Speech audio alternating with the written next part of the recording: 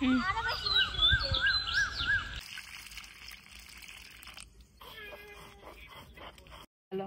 ভালো কাজ হয়েছে। ফল পেড়ে নিয়ে আসছি।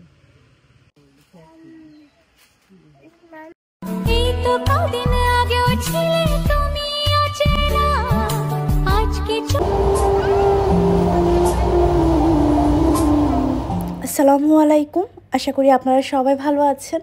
আমরাও আছি আলহামদুলিল্লাহ ভালো। আজকে যে ব্লগটা দেখতে পাচ্ছেন এটা কিন্তু রমজানের আগে, আর এটা হচ্ছে আমার বাড়ির লাস্ট ভিডিও। সবাইকে অনেক বেশি মিস করব। আর সত্যি বলতে প্রতিটা মেয়ের কাছেই তার বাবার বাড়ি আমার কাছে মনে হয় যে অনেক বেশি প্রিয়। তো আমার কাছেও সেম, আমার বাবার বাড়ি আমার অনেক বেশি ভালো লাগা কাজ করে ওখানে গেলে। আর এখানে সবার সাথে আড্ডা গল্প করে কিভাবে যে দিনগুলো কেটে যায় ওটা আর কি মানে হুঁশই থাকে না যে সময় কিভাবে চলে যাচ্ছে। কিন্তু ঢাকায় যাওয়ার যে দিনটা থাকে ওই দিনটা দেখা যায় সারাদিনই আমি খালি গুনতে থাকি যে কিছুক্ষণ পরে আমার চলে যেতে হবে, কয়েক ঘন্টা পরে চলে যেতে হবে। মনটা খুব অস্থিরতা কাজ করে। বাড়িতে যেদিন যাব সেই দিনও আমার এরকমই কাটে, শুধু আমি অপেক্ষা করি। তো আসলে আমার মতো মনে হয় প্রতিটি মেয়েরই হয়। তো এখানে হচ্ছে থানকুনি পাতা, এই পাতা দিয়ে ধনে পাতা দিয়ে পেঁয়াজ, তারপর মুসুরির ডাল, মরিচ, এইগুলো সব কিছু দিয়ে আর কি একটা বড়া তৈরি করবে, আমাদের এদিকে বড়াই বলে। তো এখানে হচ্ছে এই যে ধনে পাতাগুলো কুচি করে নিচ্ছে, পেঁয়াজ রসুন সব কিছু কুচি করে নেওয়া হয়ে গেছে। আর এই যে থানকুনি পাতা, এই পাতাটা কিন্তু অনেক উপকারী। তো এইটা হচ্ছে মানে ভর্তা করে খাইতেও ভালো লাগে, আবার হচ্ছে এরকম করে খাইলেও মজা লাগে। তো আমাদের যেহেতু খিচুড়ি ছিল আগের দিনের পিকনিকের, তো আমরা ভাবলাম যে ওই খিচুড়ির সাথেই বড়া তৈরি করে ওটা খাবো আর কি। তো এখানে সব কিছু রেডি করা হচ্ছে। আর গ্রামের বাড়ি না অন্যরকম একটা আনন্দ কাজ করে। গ্রামের বাড়ি সব সময় মানুষজন থাকে, মানে মন খারাপের কোনো সুযোগই নেই এখানে। তো এখানে এই যে দেখেন সবাই একসাথে হয়ে সকালবেলা নাস্তা আমরা রেডি করছিলাম। সেদিনের সকালটা আসলে অনেক বেশি সুন্দর ছিল। তো এখানে হচ্ছে বড় ভাবি এসে সেই পিকনিকের খিচুড়িটা এখন গরম করবে, আর আমরা চার সাইডে বসে এটা সেটা করে যাচ্ছি। আর গল্পগুজব তো আছেই, অল টাইম গল্পগুজবের উপরেই ছিলাম। তারপর এখানে আম্মু এসে হচ্ছে বড়ার জন্য সব কিছু রেডি করছে। আস্ত ডালের ভিতরে হচ্ছে চালের গুঁড়া দিয়ে দিল। আর এখানে যে ধনে পাতা থানকুনি পাতা যেটা কুচি করে রেখেছিল এইটা এখন অ্যাড করে দিচ্ছে। এর ভিতর কাঁচা মরিচ, তারপর রসুন কুচি, পেঁয়াজ কুচি দিয়ে দিল। তারপর এখানে যে বাটা মশলাগুলোও দিয়ে দিবে। তো এখানে হচ্ছে হলুদের গুঁড়া দিয়েছে, এই যে লবণ দিল পরিমাণ মতো। আর বাটা মশলার ভিতরে হচ্ছে আদা, একটু জিরা বাটা, একটু রসুন বাটা, এগুলো আর কি সব কিছু অ্যাড করে তারপর এখন হচ্ছে এটাকে ভালো করে মাখায় নিবে। আমার এরকম পরিবেশ অনেক বেশি ভালো লাগে, সবাই মিলে একসাথে কাজ করা, খাওয়া দাওয়া, বসে গল্পগুজব করা, এটা আসলে অন্যরকম একটা আনন্দ। যারা আসলে যৌথ পরিবারে মানে বড় হননি তারা আসলে এই আনন্দটা বুঝবেন না। আর মানে এই আনন্দটা মানে কি বলবো, যারা যৌথ পরিবারে বেড়ে ওঠেননি তারা আসলে অনেক বড় মিস করছেন। ছোটবেলা আসলে দেখা যায় যে দাদি, ফুপু, চাচা সবার সাথে বড় হওয়া হয়েছে। তো ওইটা আসলে একটা অন্যরকম আনন্দ। ছোট যে ভাই ছিল তাদের সাথে দেখা যেত অনেক মারামারি হতো। এখন ভাইদের সাথে এই যে আসছি, দেখাও হয় না, ওদেরও অনেক মিস করি। মানে জীবনটা আসলে অন্যরকম হয়ে গেছে। আর সবাই সবার মতো ব্যস্ত। বাড়িতে আসলে দেখা যায় যে সেই সবার সাথে দেখা হয় না, একজনের সাথে হলে আরেকজন মিসিং থাকে। এরকমই কোনো অনুষ্ঠান, কোনো প্রোগ্রামে যদি আর কি একসাথে হওয়া হয়, তাছাড়া সচরাচর সবার সাথে দেখা সাক্ষাৎ হয় না। তো ভাইয়েরা যারা আছে তারা তো সবাই সবার মতো বিজি, তাদের লাইফ নিয়ে, তাদের জব নিয়ে।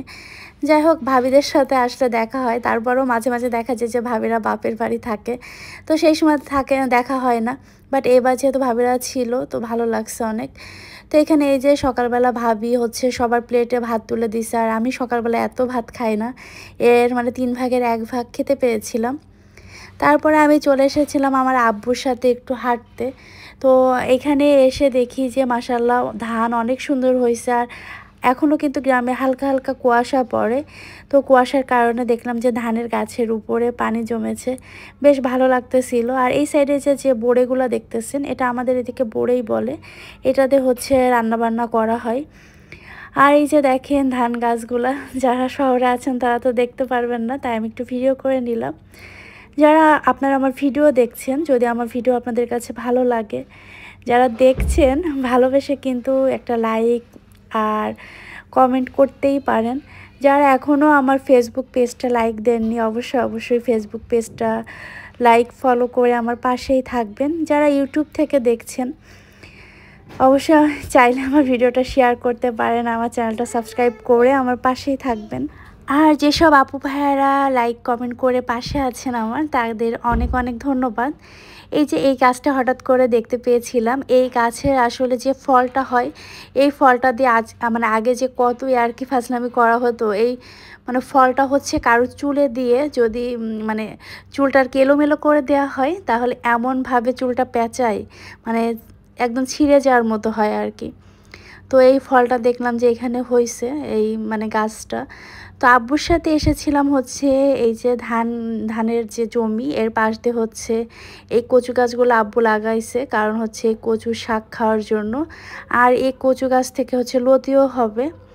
তো যাই হোক, কচু শাক অনেক আয়রন, তো আব্বু বলতেছে যে এই কচু শাক আজকে নিয়ে হচ্ছে রান্না করা হবে, তো এই কারণে হচ্ছে কচু শাকগুলো কাটবে। আর একদমই ফ্রেশ ছিল, আর আমাকে দিয়ে মানে আমাকে ঢাকায়ও কিছু দিয়ে দিবে, এই কারণে হচ্ছে বেশি করে কাটছে। আর আব্বু বলল যে মানে এই কচু শাকগুলো খাইতে অনেক বেশি মজা। যাই হোক, আরশিয়া যখন আর কি পেটে ছিল, ওই সময় দেখা যাইতো যে বাড়ি থেকে কচু শাক সিদ্ধ করে অনেক দিছে আর অনেক খাইছি। তারপরেও এখনও আমার আয়রনের অনেক ঘাটতি, এই কারণে আব্বু বলল যে কচু শাক খাইতে হবে বেশি করে, তাই আব্বু আর কি কেটে নিয়ে যাচ্ছে। বাড়িতে আসার পরে এখানে বড়ই দেখলাম যে বড়ই নিয়ে এসেছে আমাদের চাচির বাসা থেকে, পাশেই আর কি। তো বড়ইগুলো হচ্ছে টক, অনেক টক। তো এই টক বড়ই মাখা ছাড়া কোনোভাবেই খাওয়া সম্ভব না। তো এই কারণে ভাবিদের বললাম যে বড়ইটা একটু মাখায় দিতে। আর এই বড়ই হচ্ছে মানে শুকাইলেও ভাল লাগে, আচারের জন্য বেস্ট আর কি। বাট এমনি খাইতে এত পরিমাণে টক, মানে খাইলে একদমই অন্য কিছু আর খাওয়া যাবে না। তো বড়িটা ভালো করে পরিষ্কার করে নিয়েছে। এখন বাসায় যেহেতু ধনেপাতা ছিল না, তো বিদেশি যেটাকে বলে পাহাড়ি ধনেপাতা, ওইটা দিয়ে খাইতে বেশি মজা লাগবে না, তাই আর কি মাঠ থেকে কয়টা ধনেপাতা তুলে আনা হয়েছে, যেটা এখন মানে কি বলবো, পাতার থেকে ফুলের পরিমাণটা বেশি ছিল। তারপরেও কিছু করার নাই, যেহেতু নেই, যতটুকু ছিল অতটুকু দিয়ে ম্যানেজ করছে আর কি। তো এখানে হচ্ছে ভাবি পাটা দিয়ে বেটে আর কি বড়ই যে মাখা ওটা তৈরি করবে। তো এটা হচ্ছে ধনেপাতা, তারপর হচ্ছে এখানে মরিচ, লবণ আর হচ্ছে বড়ই, এগুলো একসাথে আর কি বেটে নিবে। তো এই যে মাখানো হয়ে গিয়েছিল, আর এটা খুবই সামান্য আর কি ভাগে পাওয়া হয়েছিল, বাড়িতে যেহেতু সদস্য সংখ্যা বেশি। তারপর হচ্ছে এই চেয়ারটা অনেক দিন আগেই ভেঙে গেছে, মানে এই চেয়ারটা হচ্ছে আমি যখন ছোট ছিলাম তখন আর কি কেনা। দুইটা চেয়ার কিনেছিল, একটা এখনও ভালো আছে আর একটার অবস্থা এইরকম ছিল। তো সেটাকে আমি হচ্ছে বললাম যে আজকে ভাঙাড়ি আসলে বিক্রি করব, বাড়ি আসার পর থেকেই বলছি। তো আজকে ভাঙাড়ি ওনাকে পেয়েছি, উনি হচ্ছে মানে এই যে ভাঙা ভুঙা জিনিস কেনে। তো ওনাকে বললাম যে আমরা টাকা নিব না, আমাদের হচ্ছে আপনার কাছে যে মানে এটাকে কি বলে, আমাদের এদিকে হচ্ছে চানাচুর, তারপর হচ্ছে চিপস টাইপের কিছু একটা আর কি দেয়, ওটার নাম আমি মনে করতে পারছি না। তো আমি বলছি যে এই টাকা দিয়ে যেটা হবে ওইটা আর কি আপনি দেন। তো ওনার কাছে হচ্ছে যে ওনার যে খাবারটা ছিল ওইটা পরিমাণে খুবই অল্প ছিল, তাই উনি আমাকে হচ্ছে আর 10 টাকা ব্যাগ দিছে, আর 10 টাকা আমাকে দিল। দেওয়ার পরে হচ্ছে আর যেটুকু ছিল ওনার কাছে সেটুকু দিল। তো মনে পড়ছে এটাকে হচ্ছে মন খুশি বলে। তো মন খুশি আসলে এইরকম না, আগে ছোটোবেলায় এটা ছিল অন্যরকম দেখতে, বাট এইটা দেখলাম যে এখন অন্যরকম। তো ওনার কাছে পরিমাণে খুবই কম ছিল, আর নিচের সবগুলো ঝুরঝুরে ছিল, তাই যতটুকু হয়েছে উনি অতটুকুই আর কি এই যে দিয়েছে। তো ছোটোবেলায় এরকম দেখা যেত অনেকেই খাইতো, আম্মু আমাকে কোনোভাবে খাইতে দিত না এগুলো। তো তারপরও দেখা যায় তো আসলে মানে বই খাতা এগুলা বিক্রি করে টাকা নেওয়া হতো, সারা বছরের বই হচ্ছে রেখে দিতাম, বছর শেষে বিক্রি করে টাকাটা নেওয়া হতো। যাই হোক, বাসায় আসার পরে আম্মু হচ্ছে এই সরু ফলটা পেড়ে দিল, এটা আমি ঢাকায় নিয়ে যাব এই কারণে পেড়ে দিছে। আব্বু কয়েকদিন আগে হচ্ছে এগুলা হলুদ নিয়ে এসেছিলো বাসায় রান্না করার জন্য আর কি, এগুলা শুকায়ে মানে ভালো করে ধুয়ে শুকায়ে তারপর গুঁড়ো করবে।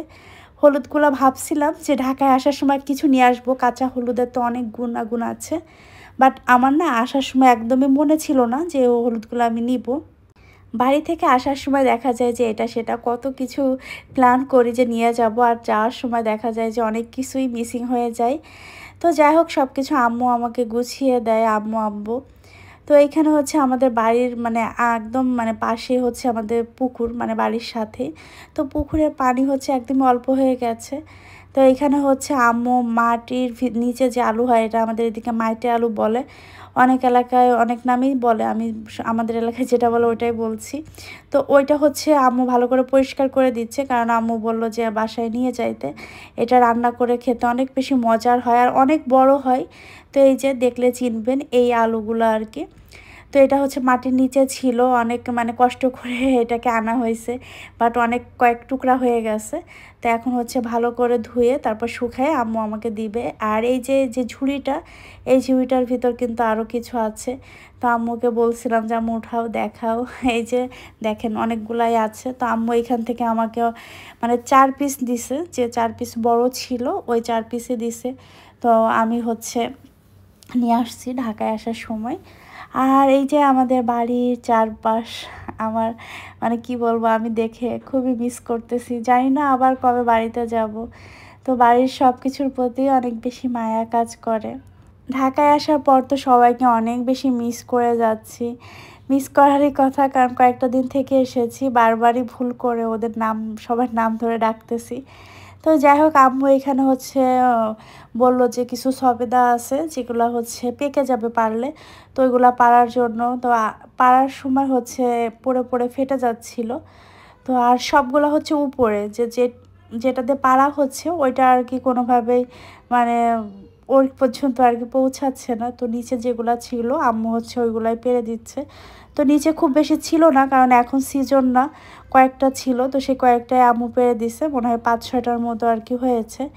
আর সবেদা খাইতে অনেক বেশি মজা লাগে। আর এইটা মানে কি বলবো যে ফেটে গেছে, তো জানি না পাকলে পুরোটা খেতে পারবো কিনা, কারণ ফেটে গেলে ওইটা দেখা যায় যে নষ্ট হয়ে যায়। এইগুলা আসলে ফলগুলা যখন পারছিল আমি ধরে ধরে দেখছিলাম, আমার খুবই ভালো লাগছিল। আর এই বিড়াল কয়েকটা আমাদের এত ডিস্টার্ব করছে এই কয়েকটা দিন, আর সে এত সারাক্ষণ এই বিড়ালগুলোর পিছে পিছে ছিল। তো এই একটা বিড়ালকে দেখলাম যেখানে বসে রোদ পোহাচ্ছে। বাড়ি থেকে আসলে যেদিন চলে আসবো সেদিন খুবই খারাপ লাগে, কোনো কিছুতেই মন বসে না। মানে এত আনন্দের ভিতরেও একটা মন খারাপ কাজ করছিল যে আমার চলে যেতে হবে। তো যাই হোক শ্রাবণকে বলতেছিলাম যে আর কয়েকটা দিন থেকে আসি, কিন্তু ও রাজি হয়নি, কারণ রোজা। তো রোজার কারণে হচ্ছে আমি তাড়াতাড়ি চলে আসতে হয়েছে, না হলে দেখা যেত যে আমি আর কয়েকটা দিন থেকে আসতে পারতাম। তো যাই হোক এইখানে হচ্ছে এত সুন্দর গোলাপ ফুল ফুটেছে, কণা হচ্ছে এই গাছগুলো লাগাইছে, মাশাল্লাহ এত ফুল ফুটেছে গাছে। আর আমার মেয়ে তো অনেকগুলা ফুল ছিঁড়েছে, মানে সে প্রথম কয়েকটা দিন হচ্ছে সবার কাছ থেকে চেয়ে চেয়ে নিত, আর লাস্ট 2 দিন হচ্ছে নিজে থেকেই ছিঁড়ে তারপর নিয়ে খেলা করছে। যদিও আমি ওকে অনেকবার না করছি, কারণ ও দেখা যায় যে মানে এইখান থেকে অভ্যাস হয়ে গেলে বাসায়ও যে গাছের পাতা পুতো ছিঁড়বে বেলকনি থেকে। তারপর চলে এসেছিলাম একদম সন্ধ্যার আগের মুহূর্তে হচ্ছে একটু বাহিরে হাঁটাহাঁটি করতে। তো এখানে এসে আমরা সবাই হচ্ছে দেখলাম যে কিছু শাক হয়েছে, শাকগুলো দেখে বেশ ভালো লাগলো। আমি হচ্ছে বলতেছিলাম যে চলেন আমরা সবাই শাক তুলি, তো সবাই হচ্ছে রাজি হয়ে গেল। তো এখান থেকে আমরা হচ্ছে কয়েকটা শাকও তুলেছিলাম। তো এই যে দেখেন এইখানে কি সুন্দর ধনেপাতা হয়েছে। এই ধনেপাতার মানে এই জমির পাশেই যখন এসেছি না, খুব সুন্দর একটা সেন্ট বেরোচ্ছিল, খুব ভালো লাগতেছিল। সত্যি বলতে ভিডিওগুলো দেখে এখন খুবই খারাপ লাগতেছে, মানে চোখে পানি চলে আসতেছে। তো বাড়ি আসলে গেলে দেখা যায় যে আব্বু আম্মু আমাদের মানে সবার সাথে দেখা হয়, ঘোরা হয়, ভালো লাগে। আর এখানে মানে ঢাকাতে যাই হোক একটু বোরিং সময় পার হয়। তো এখানে আসার পরে দেখলাম যে সিম হয়েছে, আর এটাকে হচ্ছে মটরশুঁটি বলে। তো এইটা হচ্ছে আমি বললাম কনাকে যে একটু ভিডিও কর, এটা খেয়ে দেখাই। এটা আমাদের এদিকে হচ্ছে সিদ্ধ করে খাই, আবার যখন আর একটু পরিপক্ক হবে তখন দেখা যাবে এটা দিয়ে মানে কাঁচা যেটা থাকবে ওটা দিয়ে খিচুড়ি রান্না করে খাই। যাই হোক এটা হচ্ছে পরের দিন একদম সকালবেলা, দেখেন সূর্য উঠছে। তো তো সকালবেলা একদম হচ্ছে আমাদের ট্রেন ছিল, তো আমরা চলে এসেছি। তো ওই সময় খুবই মন খারাপ ছিল আর তাড়াহুড়াও ছিল, তাই আমি আর বাড়িতে ভিডিও করিনি। তারপর এখানে আসার পর আমার একটু মন ভালো হয়ে গেছে, কারণ আমার খালাতো বোনদের সাথে দেখা। আমার খালাতো বোনেরাও হচ্ছে যাবে ঢাকায়। তো আমাদের হচ্ছে একই ট্রেন কিন্তু বগিটা আলাদা। আপুরাও যাবে হচ্ছে বর্গের জতে, আমরা ঝতে। তো আপুদের দেখে ভালো লাগলো, আপুরাও আমাদের সাথে যাচ্ছে। তো আমরা হচ্ছে লোহাগড়া যে স্টেশন এইখানে এসেছি।